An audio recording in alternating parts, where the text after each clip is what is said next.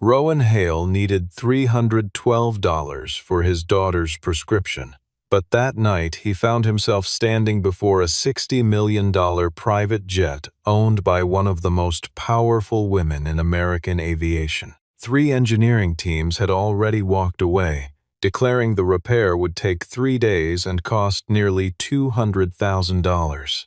Rowan listened to the engine, caught an anomaly no one else noticed, and asked only for enough money to get his daughter's medicine by morning. 2 hours later, the jet was cleared for takeoff. The following morning, Serafina Whitmore placed a check for $1 million on the table in front of him. If you believe real value has nothing to do with a job title, stay with Rowan's story until the very end.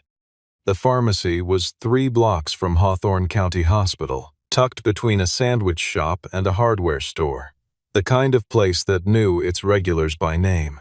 Rowan Hale had been coming here every 4 weeks for 2 years, always on a Wednesday afternoon, always for the same orange prescription bottle with Lila's name printed on the label. He was not a man who wasted words or gestures, and the pharmacist on duty had long since stopped asking if he needed a bag. That Wednesday in early winter, though, the transaction stalled before it began. The insurance card Rowan handed across the counter came back with a quiet apology. The coverage had lapsed. The new policy through his maintenance job at Hawthorne Ridge Airport did not activate for another 14 days. And the medication Lila required for her congenital arrhythmia was not something the pharmacy could advance without payment. The total came to $312. Rowan had $87 in checking and a rent payment already cleared that morning. He stood at the counter long enough to confirm that no corner of his wallet would close the gap, thanked the pharmacist without bitterness, and was told the prescription would be held until 9 o'clock the following morning. He had 1 night to find the difference. He considered every option in the 3 minutes he sat in his truck in the parking lot before pulling back onto the road, every person he might call, every account he might draw down, every arrangement that had any chance of producing $312 before morning, and he found the list shorter than he needed it to be. He drove home through a thin sheet of early snow and told Lila that the pharmacy was waiting on a shipment from another location, that her medicine would arrive tomorrow, that everything was fine. She was 10 years old and trusted him entirely, which was precisely why the lie felt so heavy, and which was also why he did not go back to tell her the truth, because explaining the actual situation would have required her to carry something she was not old enough to carry, and that was a line he held without deliberation.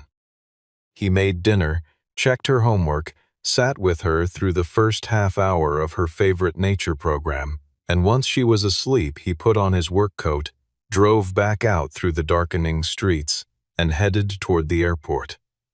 Caleb Dorsey ran the ground maintenance crew at Hawthorne Ridge with a curt efficiency that Rowan had come to respect, and Caleb was still in the break room when Rowan arrived half an hour before his shift. Rowan asked whether any overtime had opened up. Caleb told him the budget for supplemental hours had been frozen since November, then tilted his head toward the south hangar and said something else had come in that might change the picture. A private jet bearing the Whitmore Global insignia had made an emergency landing 2 hours earlier after a persistent fire warning alert in the right engine, and the airport's ground crew had been asked to assist with access and containment while the aircraft's own technical team was summoned. Support time would carry a billable rate. Rowan looked through the break room window at the silver aircraft being towed under the hangar lights. He recognized the white W on the tail from a different era of his life, a version of himself he had spent years putting behind him, and he thought nothing of it beyond the arithmetic of the overtime. He had no way to know that the jet would pull his entire buried history back to the surface before morning. He walked the perimeter of the aircraft as part of his standard ground check and listened during the first engine diagnostic cycle. The warning system fired cleanly at startup, then went quiet, then fired again during a secondary rotation. The two senior technicians on site agreed it was a sensor malfunction in the engine control module and began preparing a parts requisition. Rowan heard something else, a brief, half-second interruption in the warning pulse that did not match the timing of the engine cycle. It was the kind of detail a person missed if they were listening for the big noise instead of the small one, and every experienced technician in that hangar was listening for the big noise. Rowan said nothing yet. He finished his ground check, noted the anomaly in his own memory, and kept working. Whitmore 1 was not merely a corporate aircraft. It was the flagship of a fleet that represented Serafina Whitmore's personal control over a $2 billion aviation enterprise, and on this particular night, its grounding carried consequences that reached far beyond a missed appointment. 3 separate technical teams had joined a remote diagnostic call and arrived at the same conclusion. The engine control assembly needed replacement. The parts would have to be flown in from a certified depot, and the minimum repair window was 72 hours. The cost, including logistics, certified labor, and mandatory recertification, would approach $190,000. Serafina Whitmore had been informed of these figures in the forward cabin of her own aircraft while a Wyoming wind rattled the hangar doors. She heard them the way a person hears a sentence they fully understand but refuse to accept, because the numbers meant she would not be in New York by 9 the following morning, and that absence would cost her something far larger than a repair bill. Victor Langston presented the situation to her with what he called practical clarity, suggesting she arrange a charter flight, pivot to a video link for the morning session, or accept the delay as an unfortunate circumstance beyond her control. He was 52 years old, had worked alongside the Whitmore family for more than 2 decades, and spoke to her in the measured tone of a man who considered himself indispensable. He mentioned twice that the meeting could potentially be rescheduled. What he did not mention was that a group of shareholders aligned with Conrad Ashbourne's Ashbourne Meridian Group had been quietly assembling proxy votes for weeks and were expecting precisely this kind of window: an unexpected absence, an uncontested quorum, a vote cast while the controlling seat was empty. The storm system that had grounded alternate charters at Hawthorne Ridge's short runway was not part of Victor's plan, but it was very much to his benefit. Serafina knew the board dynamics and had known about the accumulating pressure for months. She had built Whitmore Global from a regional charter operation into a vertically integrated aviation enterprise, and the board session in question was not a routine agenda review. It was a vote on whether to divest the engine manufacturing subsidiary that underpinned every long-term contract in the company's portfolio, a sale that would hand Conrad Ashbourne a structural advantage over the Whitmore fleet for the next 15 years. Victor understood this as well as she did, which was precisely why his suggestions leaned so consistently toward options that required her absence. She told him to find another solution and went back to reviewing documents. Rowan, meanwhile, had been watching the second round of diagnostics from across the hangar floor. He noticed that the fire warning alert appeared only when the aircraft's anti-collision lighting system cycled on in conjunction with the wing anti-icing unit. Both systems ran on a shared secondary power bus, and the timing of that coincidence was precise enough to suggest the fault was not inside the engine at all. He walked to Caleb, laid out the observation in 2 sentences, and asked that it be passed along without his name attached. He did not want anyone running a background check while he was trying to earn $312. Caleb relayed the hypothesis to the lead technician on site, who dismissed it on the basis that the man who had noted it was a ground maintenance worker whose highest listed qualification on the airport's records was operation of runway desing equipment. Serafina was standing near the forward stairwell when the exchange happened, close enough to hear the technician's dismissal, and Caleb's flat reply that the person who had noticed it had been right about stranger things. She asked Caleb to bring her the employee who thought he understood her jet. Rowan appeared in front of her in work gear, still carrying traces of the night's snowfall, a tall man with the specific stillness of someone who had learned to take up exactly as much space as a situation required and no more. Victor Langston stood nearby and made a remark about the wisdom of consulting ground personnel on avionics questions. Serafina did not look at Victor. She told Rowan he had 2 minutes and asked him to explain his reasoning. Rowan said the fire warning circuit was not registering heat from the engine. It was registering a voltage fluctuation in the detection loop itself.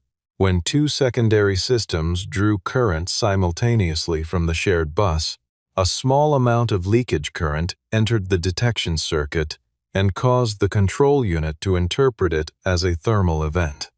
The fault was almost certainly located behind the junction panel at the base of the right-wing root where the bus connections for both systems converged.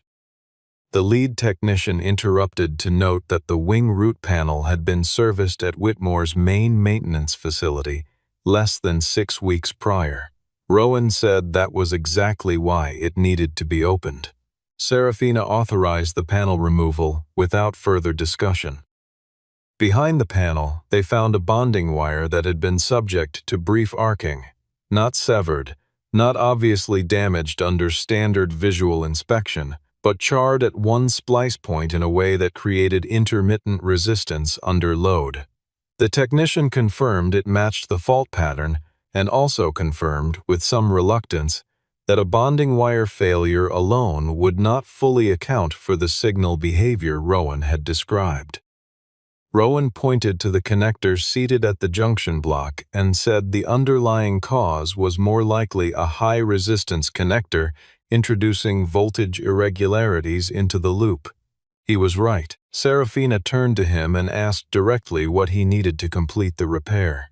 Rowan did not ask for a contract, a title, or a fee tied to the value of the aircraft. He asked whether the airport could advance him $312 against his overtime for the evening so he could pay for his daughter's prescription before the pharmacy's 9 o'clock deadline. The hangar went quiet in a particular way. Not the silence of discomfort, but the silence of people recalibrating what they were looking at. Victor's expression moved through several things in rapid succession. Serafina agreed, and Rowan told her plainly that he would not accept the money until the aircraft had passed every safety check on the post-repair sequence. When he removed the suspect connector and held it under the work light to confirm the replacement specification, he saw a manufacturer code stamped on its housing, a code he had last seen in a different state, on a different aircraft, 6 years earlier, during the worst week of his life. Caleb confirmed a certified replacement was available in the airport's emergency parts inventory, still sealed in manufacturer packaging with an intact certification tag. Rowan inspected the serial number, the issue date, and the torque specification before touching it, then began the replacement sequence with the deliberate pace of someone who understood precisely what each step cost if it was done wrong. Serafina watched from a position near the wing root without speaking.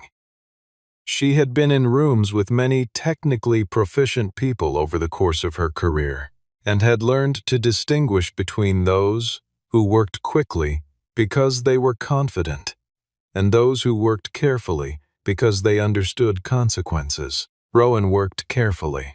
Victor twice suggested that the warning system's silence following the initial repair was sufficient for departure clearance. Rowan told him the aircraft would not leave the hangar until he had completed 3 full engine cycle tests and reviewed the results against the baseline tolerances for the detection system.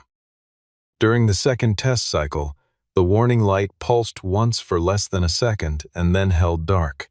Most observers treated it as residual noise. Rowan stopped the cycle, told the room it was not residual noise, and traced the signal to a second connector in the backup detection loop, one that shared the same housing design, the same manufacturer code, and the same installation date as the first. Two defective connectors, both installed during the same maintenance visit, both creating the same fault under the same conditions. The probability that this represented coincidence was low enough that Rowan stated it plainly to Serafina. Someone had put these here intentionally, or someone had knowingly sourced and installed components that did not meet the specification they were sold under. He replaced the second connector, cleaned both contact points, retensioned the bonding wire, and restarted the test sequence from the beginning. An hour and 40 minutes after Serafina had authorized the panel removal, Whitmore 1 cleared all 3 test cycles without a single anomaly. Caleb signed the maintenance confirmation alongside the airport's duty engineer, and the aircraft was certified for departure. Serafina asked Rowan whether he preferred cash or a bank transfer for the $312. Rowan gave her the pharmacy's payment processing number and asked that the transfer be sent directly, in that exact amount, nothing more. The aircraft taxied out into a wind that had finally eased and lifted off the Hawthorne Ridge runway a little after 2 in the morning. Rowan stood at the edge of the tarmac apron and watched its navigation lights disappear into the overcast, believing the account between himself and Whitmore Global was now closed. Somewhere over Nebraska, Serafina Whitmore opened a file Evelyn Hartwell had compiled during the past 3 hours, and read that Rowan Hale had been, at 31 years old, among the youngest engineers in the country to hold independent certification authority over avionics systems in corporate jet aircraft. She landed in New York with enough time to walk into the boardroom before the session was gavelled to order. The proxy block that had been assembled so carefully over the preceding weeks found its margin thinner than expected. Serafina had spent the 90 minutes before the meeting on the phone, calling 3 undecided board members whose votes Victor had counted as effectively absent. The resolution to divest Whitmore Global's engine manufacturing subsidiary failed to reach quorum, and Serafina retained operational authority over a fleet contract worth $870 million. She returned Evelyn's follow-up call during the car ride back to the airport and asked her to continue pulling on the thread she had found in Rowan's file. By the time Serafina's second aircraft landed back at Hawthorne Ridge the following morning, Evelyn had already identified that the 2 connectors removed from Whitmore 1 carried a supplier code registered to a company called Northstar Component Logistics, and that the same supplier code appeared in the approved vendor records for 3 other aircraft in the Whitmore fleet. Rowan was replacing a burned-out runway edge light when someone from the airport's administrative office told him a visitor was waiting in the VIP reception room. He assumed it was a complaint about the previous night's unauthorized panel work. He went in still carrying his tool bag. Serafina was sitting at the table with Evelyn Hartwell beside her and a single document folder between them. The check she placed in front of Rowan was drawn for $1 million, and Evelyn walked through the structure. $50,000 as a direct payment for the emergency repair and the technical risk assessment it had prevented. $150,000 for an exclusive license to the diagnostic method Rowan had applied, which Evelyn had confirmed was not documented in any Whitmore maintenance protocol. And $800,000 as the fee for a 12-month independent audit of the entire Whitmore corporate fleet, conducted under Rowan's direct authority, with full access to maintenance records and the right to ground any aircraft pending investigation. Rowan looked at the document for a long time, then told her he was not going to sign it. He said it quietly and without hostility. He needed to understand whether the contract was a genuine business arrangement or a way of attaching his name to an outcome that would go wrong, because he had been in that position before. Serafina told him the value of work was not determined by the desperation of the person performing it. He had asked for $312, and that was his choice. But the repair and the risk identification were worth what they were worth, regardless of what he had needed at the moment he made them. Rowan said he would sign under 3 conditions: unrestricted access to all maintenance records going back 5 years, no alteration or suppression of any finding he reported, and immediate grounding of any aircraft he flagged as unsafe without requiring a secondary approval. Serafina agreed to all 3 without negotiating. When Rowan turned the first pages of the North Star file that afternoon, the pattern assembled quickly. 7 aircraft in the Whitmore fleet had received components from the same intermediary distributor, a company registered 14 months prior at the address of a vacant freight warehouse outside Denver. The certifications attached to the components were formatted correctly and carried the right signatures, but the serial number sequences were constructed using a digit grouping that no certified manufacturer used, and the lot stamps under magnification showed inconsistent depth and character spacing. Caleb had been brought in as a witness to the overnight repair and was now assisting the audit as a supporting observer. Evelyn's team pulled the corporate registration for North Star and found that the registered agent was a law firm that had represented 2 companies linked to financial structures associated with Conrad Ashbourne's investment group. Victor Langston attended the first audit session and offered an explanation that was clean and complete and, Rowan noticed, prepared in advance, the kind of explanation that exists before the questions are asked. Victor said the decision to use North Star had been a supply chain cost measure during a period of component shortages, and that every order had been reviewed and approved by the technical department. Rowan looked at the approval signatures on 4 of those orders and said nothing, because the signatures were copies, identical down to the ink pressure artifacts, of a single original scanned from a document signed 2 years earlier. He noted the fact quietly, added it to the working file, and kept the session moving. He had learned long ago that the most useful thing a person could do with a piece of evidence was to secure it before anyone realized it was significant. A second aircraft in the fleet, a mid-size jet used for regional executive travel, was found to have a sensor cluster installed under the same North Star certification that behaved identically to the connectors in Whitmore 1 under icing conditions. If that aircraft had departed into the mountain corridor without inspection, the fault would have been indistinguishable from a standard instrument anomaly until conditions changed. Serafina grounded the entire subfleet covered by the audit without waiting for a second opinion, accepting the schedule disruption and the client relations cost without flinching. The decision required her to notify 4 separate clients that their scheduled flights were suspended pending technical review, to absorb the associated penalties, and to manage the public messaging around what the operations team was carefully describing as a precautionary maintenance hold. She did all of it in the span of 3 hours, and then went back to reviewing the audit findings. Rowan noted the decision and what it meant. She had the information and she acted on it immediately. He had worked for people who did not do that, and he knew the difference it made when a single day's decision separated an incident from something that could not be undone.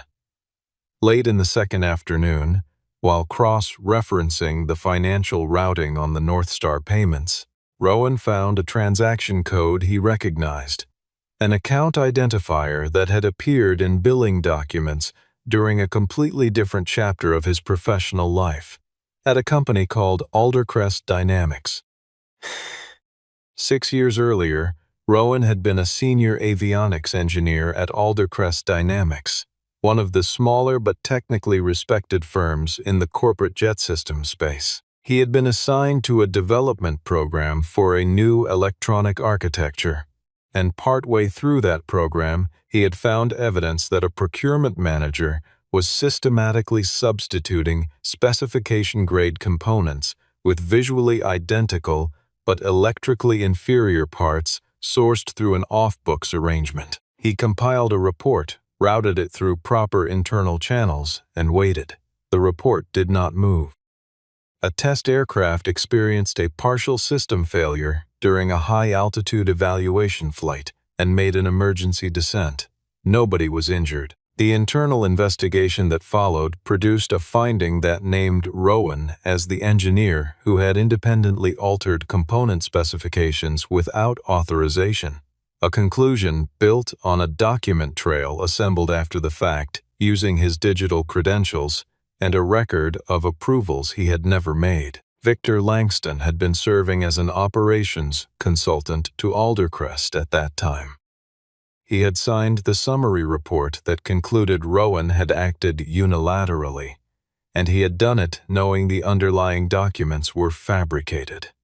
There had been a moment in the weeks that followed the report's publication when Rowan had believed the truth would surface on its own, that someone else at Aldercrest would recognize the inconsistencies in the timeline, that the procurement records would eventually be pulled and compared, that the gap between what he had actually done and what the investigation claimed would become impossible to ignore. It did not happen. The people with the authority to look chose not to, and the people who suspected the truth had their own reasons for staying quiet. Rowan had not had the financial resources to mount a sustained legal challenge, and his wife had been diagnosed with the illness that would eventually take her. And he had made the calculation that the people who came after him would be better equipped to fight than he was at that moment. He had moved to Wyoming, taken a job that asked nothing of him but competence and punctuality, and built something small and stable for Lila. He was sitting in a conference room at Whitmore Global's Western Operations Center when his phone rang and Lila's name appeared on the screen. He stepped out to take the call. She told him the medicine had arrived and asked whether he had actually fixed the big airplane he had mentioned the night before. He said he had helped it find its way home. She said that sounded like something he would say. He told her he would be back by dinner and ended the call. Serafina had heard the last few seconds from the doorway. She did not intervene. Later, when they were reviewing the North Star payment trail, she asked him why he had not simply taken the money and walked away from all of it. He told her that if he left, the next person who found a defective component might not catch it before the aircraft was already airborne. She held that thought without responding. What developed between them over the following days was not warmth in any sentimental sense.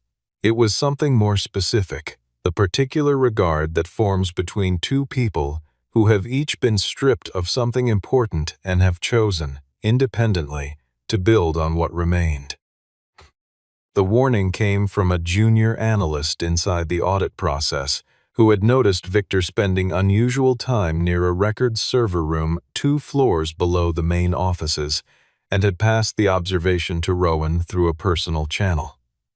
Rowan forwarded it to Evelyn. By the time they reached the records room, a portion of the North Star transaction files had already been flagged for archival purge, and 3 physical component boxes had been removed from a locked inspection cabinet. The weight discrepancy on the freight manifest for the building's loading dock that afternoon did not match any logged outbound shipment, and the delivery address on the unsigned routing slip matched a private hangar facility registered to a holding company that Evelyn had already connected to Conrad Ashbourne's asset network. Rowan and Evelyn documented everything, photographed the manifest, and placed a single call to the Federal Aviation Safety Authority's field office. They did not follow the truck. They compiled the record and waited for the legal process to move at its own pace, which it did, with a search warrant executed at the private hangar within 36 hours. Among the documents recovered in that search was a planning file that laid out, in methodical operational detail, the sequence of events intended to unfold on the night Whitmore 1 had landed at Hawthorne Ridge. The file described the selection of Northstar components, their placement in the aircraft during a scheduled maintenance visit, the expected failure mode under cold weather conditions, and the estimated delay that the resulting grounding would impose on Serafina's travel schedule. The estimated window was 14 to 18 hours, calculated to be sufficient for the proxy vote to proceed without her. There was a contingency section covering the backup aircraft, which had also received Northstar components, confirming the operation had been designed with redundancy. The metadata embedded in the file's revision history pointed to a user account registered to a server inside Ashbourne Meridian's IT infrastructure. Serafina wanted the full picture made public immediately.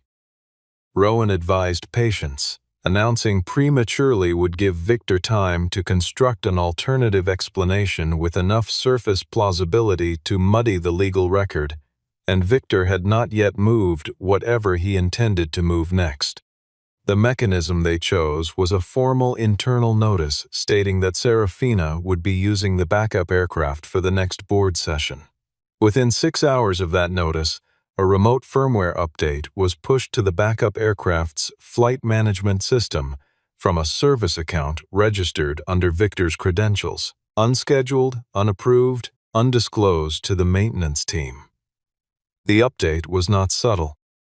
It targeted the same class of system that the Northstar components had been designed to compromise, and it would have created a fault condition severe enough to ground the aircraft within the first 30 minutes of flight. The aircraft's own diagnostics logged it automatically, and the log was forwarded to the investigative authority before Victor could access the system to remove it. That same evening, Victor appeared at the hangar facility and offered at length to arrange a video conference, citing weather concerns. Serafina thanked him and boarded an aircraft Rowan had personally inspected that afternoon.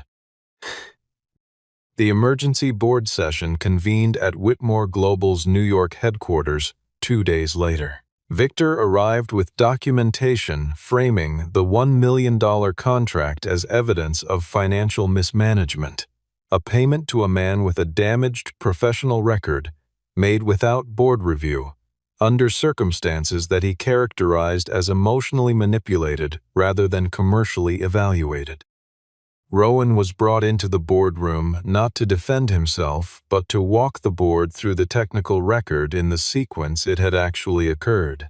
The initial fault identification, the connector analysis, the Northstar sourcing chain, the forged approval signatures in 4 sequential purchase orders, the firmware update issued from Victor's service account, and the financial connection between that account structure and the web of transactions that had funded the Northstar distribution network going back through the Aldercrest episode 6 years prior. He presented it without oratory and without asking the board to take anything on trust. The board members who had arrived expecting a personal dispute between 2 executives found themselves looking instead at a methodical technical and financial record built across 12 days by a team that had started with a defective connector the size of a thumb and followed its provenance across 6 years of deliberately obscured documentation. Caleb confirmed the repair sequence from start to finish. Evelyn presented the financial data and the communications metadata. A former Aldercrest engineer located by Evelyn's team 2 days prior had provided a written statement describing a direct conversation in which Victor had asked him to remove Rowan's internal complaint report from the company's compliance file. Conrad Ashbourne denied any involvement in the Northstar network, presenting himself as a passive investor misled by subordinates. The payment routing that connected his investment structures to Northstar's operating account told a more specific story, One, the forensic accountants retained by the federal authority were already well into the process of reading. Victor turned to a final claim that Serafina had orchestrated the investigation to protect her own authority. Serafina responded by telling the board she was not asking them to take her word for anything. She was asking them to read the documents on the table in front of them, which carried Victor's own signatures, Victor's own user account logs, and Victor's own revision history in the metadata of a planning file recovered from a facility connected to his co-conspirator. The board had not yet called for a vote when federal investigators arrived in the hallway with an order compelling the production of records held by Whitmore Global's compliance and vendor management offices. The session was suspended. It did not need to reconvene to resolve the question of who had been telling the truth. Victor Langston was removed from all positions and faced investigation into commercial fraud, falsification of technical certifications, and conspiracy to manipulate a public company. Conrad Ashbourne's firm was placed under regulatory review regarding payments to entities connected to the Northstar network, effectively ending his pursuit of any Whitmore asset. Neither man's downfall arrived through a dramatic confrontation. It came through the accumulation of documentation, through legal orders, through the simple and unspectacular fact that the records they had tried to alter still existed and could be read by people with the authority to act on them. The board voted to retain Serafina in her role and authorized a full reconstruction of the fleet maintenance oversight system.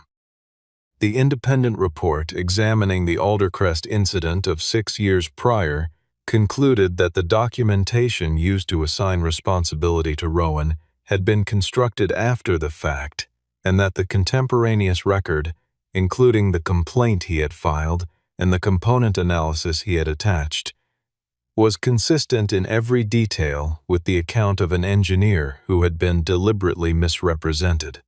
Serafina issued a public statement describing the $1 million contract as a commercial arrangement reflecting assessed value.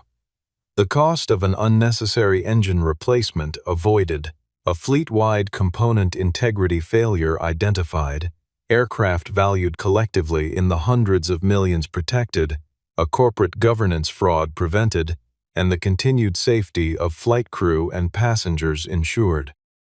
Rowan used a portion of the contract payment to clear the remaining debt that had accumulated across the years of reduced income, to establish a long-term treatment fund for Lila's cardiac monitoring, and to purchase a small maintenance and inspection facility near the Hawthorne Ridge Airport property line. 3 service bays, a parts room, and enough equipment to handle regional turboprop and light jet work. He did not become wealthy in the way that changes a person's posture or their expectations of the world. What changed was simpler and more durable. He no longer had to lower his eyes when his past was brought into a room. The professional record that had been used against him for 6 years was now publicly documented as a fabrication, and the people who had maintained the blacklist, the operations managers and hiring directors at the large firms who had passed his name over in silence, never disclosing their actual reasoning, had no further pretext to hold. Serafina offered him a formal role as independent director of fleet safety for Whitmore Global, reporting directly to the board, with authority to initiate groundings without requiring operational approval. He accepted on the condition that any certified technician on the Whitmore maintenance staff would have the protected right to raise a safety concern and halt a departure without fear of professional retaliation. Serafina agreed and asked Evelyn to put it in writing. 6 months later, Rowan's facility had become the primary independent inspection point for 3 regional airports operating in mountain terrain across Wyoming and Colorado. Caleb had joined as operations manager, trading his position at Hawthorne Ridge for work he described simply as more honest. Several technicians who had been dismissed from larger facilities after filing safety reports found that Rowan had a standing policy of considering their applications first. He did not make speeches about it. He simply structured the hiring process so that a person's history of raising a concern was treated as a qualification rather than a liability. The work itself was not glamorous. It was cold mornings, careful records, and the particular satisfaction of knowing that the aircraft departing the runway had been checked by someone who was paying full attention. The facility had a reputation for being slow in the way that mattered, meaning nothing was signed off before it was ready, and for being fast in the way that mattered more, meaning the findings were accurate and the turnaround predictable. Lila came with her father on the morning the facility opened, standing beside him in the cold with her hands in her jacket pockets and asking questions about every aircraft on the ramp. Her arrhythmia was stable, her medication consistent, and the monthly calculation Rowan had made for 2 years, which bill to defer, whether the prescription gap would somehow close, had stopped being the organizing arithmetic of his life. On the wall of his office, behind the desk and to the left of the window that faced the runway, Rowan had framed 2 things. One was the pharmacy receipt for $312, printed on thermal paper that had already begun to fade at the edges. The other was not the check for $1 million. It was the connector. The first one, the defective one, the one with the manufacturer code that had led him back through 6 years of silence to the night. Someone had tried to bury him inside a falsified file. The federal authority had returned it to him after the investigation closed, accompanied by a brief administrative note confirming it had served its evidentiary purpose and was no longer required by the case record. He had placed it in the frame without ceremony, hung it on the wall next to the receipt, and had not explained it to anyone who visited the office. It did not require explanation. It reminded him of the narrowest point of the story. Not the mechanical failure, not the criminal conspiracy, but the quieter collapse that had been one exhausted decision away. The moment when circumstances had nearly convinced him that his understanding of his own worth should be measured by what he could not afford.